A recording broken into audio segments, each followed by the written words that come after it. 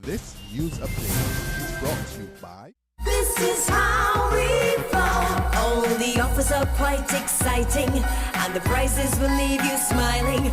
Everybody's got a cheerful glow. Get 2 months of free movies and more when you sign up for Flow TV this Christmas.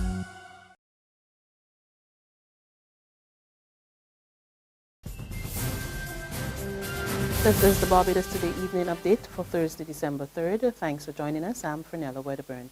A serious national issue. That's how economists at the Productivity Council, Nadia Skit, is describing high levels of absenteeism in the workplace. In releasing the 2014 findings of the National Survey of Productivity this morning, Skit said that the issue is threatening the quality of life currently experienced in the country, and if not reversed, could create a great obstacle to productivity, profitability, and competitiveness. She revealed that the financial services sector accounted for the highest rate of absenteeism last year. Transportation, storage, and communication employees, according to the results of the National Survey of Productivity, they stress that, have been the best with respect to not failing to report to work or remaining at work as scheduled, regardless of the reason. And that sector's rate was recorded at 7.7%. That's the lowest absenteeism rate for the 7 sectors that we have been surveying. Conversely, the financial services sector registered the highest absenteeism rate for 2014, 17.9%. So you can see that's almost double manufacturing.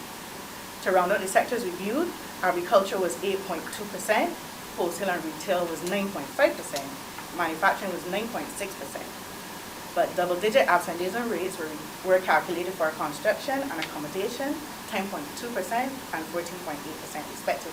On the issue of national productivity, she revealed that the country recorded a marginal increase of 0.8% last year after a 0.6% fall in 2013.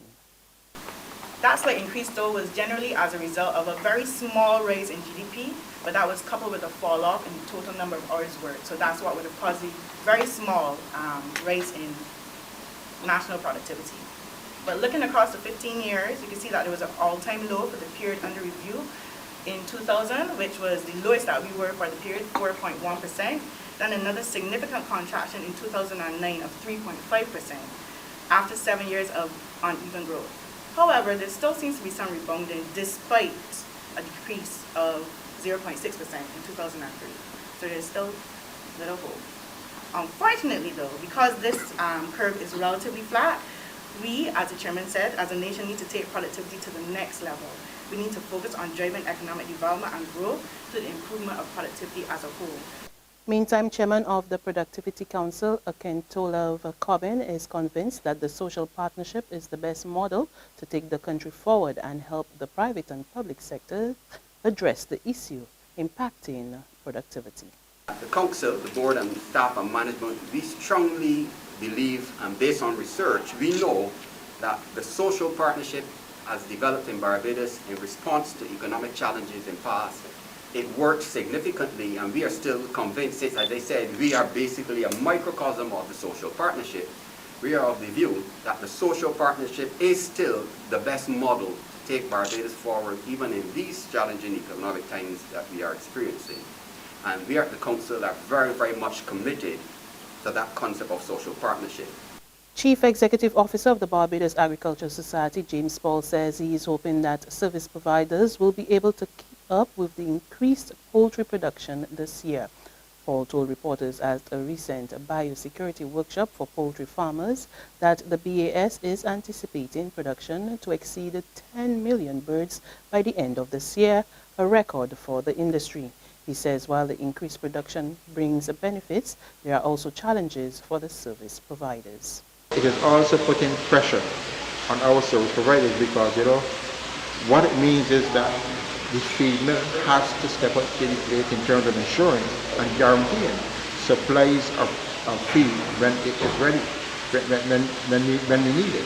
So generally what I'm saying is that we are bringing in, we are using more inputs, and it therefore means that all service providers to the industry must therefore structure their operations in order to ensure that we do not jeopardize the operation of our local forces. Government Senator Reverend David Duran believes the travel advisory issued by the U.S. against Barbados was premature.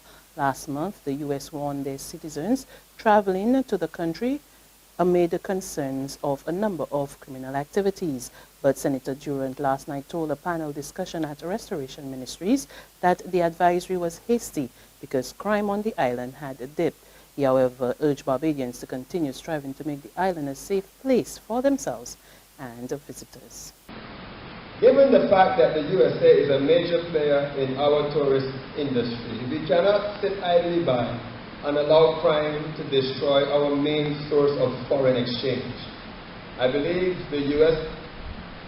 advisory is unfortunate anyhow, because it is issued at a time when crime against tourists in this island has dropped by 9%. So why you rush to hurriedly issue an advisory? A Barbados Coast Guard was today found not guilty of using insubordinate language to a superior officer. Ordinary Seaman Christopher Brooms was freed this afternoon only after about 10 minutes of deliberations by a 3-member court tribunal presided over by its president, Major Christopher Birch. The 10-year service officer was also charged with behaving in a manner unbecoming to a sailor, but was only tried on the first count. In sports, the crisis in football's world governing body continues to spiral out of control. 16 more FIFA officials were arrested today, just hours after the Department of Justice in Washington detained 2 FIFA vice presidents in Zurich. Former Brazil Football Federation chief Ricardo Teixeira and the current Brazil football president Marco Polo Del Nero were included in the new 92-count indictment, which alleges racketeering, wire fraud, and money laundering conspiracies. FIFA has announced that it will fully cooperate with the investigations. There's regional and international news after this short break. 'Twas days before Christmas. I had so much to do. Shopping, more shopping, and I was feeling blue. There's a mother, father, a wifey, and friend. Lots of things to buy, but there was no money to spend. I found the answer. The BT shopping spree. 15,000 in goodies. Free, free, free. It's easy to enter. Nothing hard to do. Follow my instructions and a winner can be you. Visit facebook.com/Barbados today. Do it quickly and fill out your form to enter this spree. Look, I'm shopping at the Costless Mega Store. Come down, fill your trolleys with goodies and more. And like me, you too can say, ho, ho, ho. Secure your future, be financially strong. Since 1983, we have been there for you. A smart range of products, great tax benefits. We're the solution to your hopes and your dreams.